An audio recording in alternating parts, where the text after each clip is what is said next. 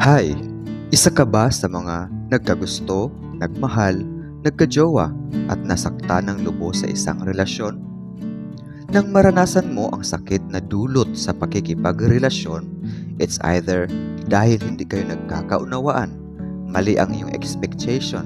In short, nabigo ka sa iyong mga inaasahan pagdating sa karelasyon mo. Ano ang ginagawa mong hakbang? For sure, dumanas ka ng matinding kalungkutan dahil dito. Kaya, ano ba ang mga dapat nating gawin upang kahit papano maibsan ang sakit na ating mararamdaman o maranasan? Kasi alam naman natin na hindi talaga natin maiwasan ang madisappoint, mabigo at masaktan pag nakikipagrelasyon tayo. Ika nga sa kasabihan, pag nagmahal ka, dapat handa kang masaktan. Kasi nga, nobody is perfect at walang perfect na relasyon. Sa video na ito, pag-usapan natin ang mga tips upang hindi gaanong masaktan sa isang relasyon. Pero bago yan, kung ikaw ay hindi pa nakapag-subscribe sa channel na ito, pakisuyong pindutin ang subscribe button, kasama na rin ang bell sa tabi nito para alam mo every time na may bagong video. Paki-like na rin, mag-comment sa baba about your thoughts and experiences upang maging salamin sa iba at dagdag kaalaman, at paki-share na rin upang may matutunan ang iba. At syempre, dahil sharing is caring.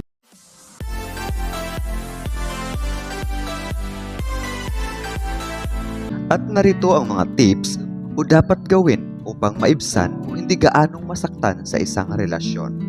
Una, magkaroon ng malinaw na komunikasyon. Ang open at honest na pag-uusap ay mahalaga sa anumang relasyon. Ipaalam ang iyong mga saloobin at pangangailangan at makinig sa iyong partner. At syempre, idaan sa mahinahong pag-uusap.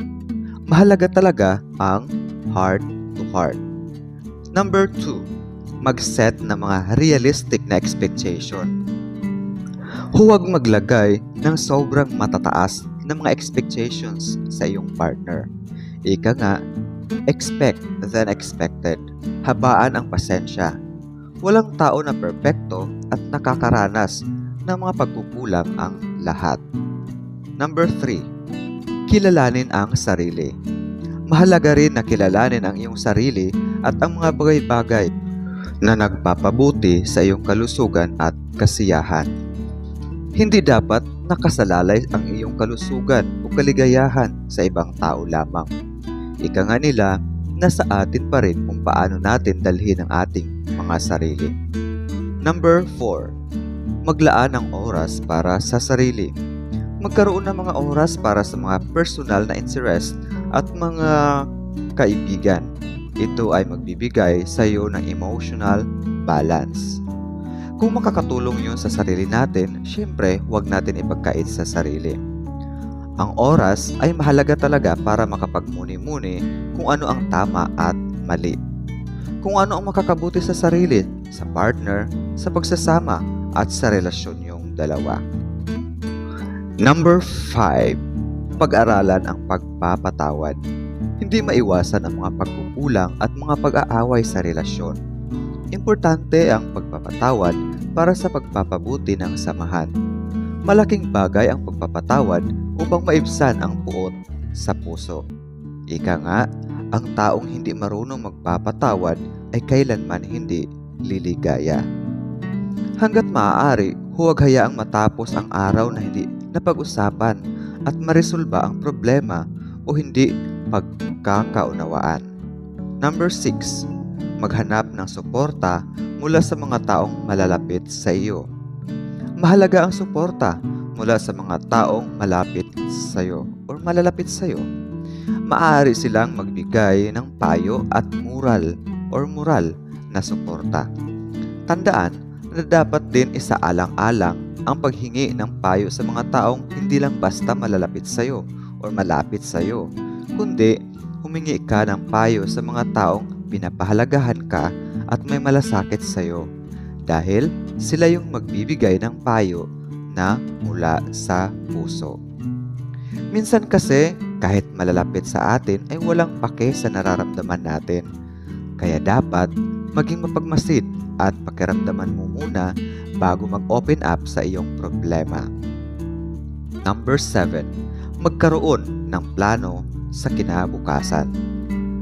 Mahalaga na pag-usapan ang mga plano para sa kinabukasan upang magkaroon ng direksyon ang inyong relasyon. Ika nga, kung walang plano o pangarap ay wala kayong landas na tatahakin. At syempre, kung walang tatahakin ay walang mararating ang inyong relasyon. Importante ang mga plano para sa inyong relasyon upang magiging mas maayos ang inyong pagsasama.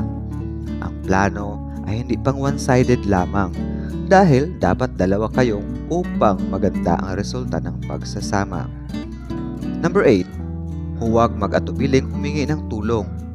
Kung kinakailangan, maaaring makatulong ang pagsasanay sa mga professional na counselor o therapist upang masolusyonan ang mga issue sa relasyon.